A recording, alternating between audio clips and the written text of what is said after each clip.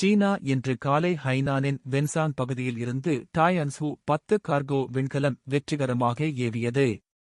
Long March 7 rocket மூலம் ஏவப்பட்ட இந்த விண்கலம் டாயங்காங் ஸ்பேஸ் ஸ்டேஷனுக்கு புதிய ஈவா ஸ்பேஸ் சூட், விஞ்ஞான பரிசோதனைகள் மற்றும் தேவையான சப்ளைஸ் கொண்டு செல்கிறது. இந்த லான்ச் லாங் மார்ச் ராக்கெட்டின் 641வது மிஷன் ஆகவும் டாயங்காங் ஸ்பேஸ் ஸ்டேஷன் 39வது மிஷன் ஆகவும் பதிவாகியுள்ளது.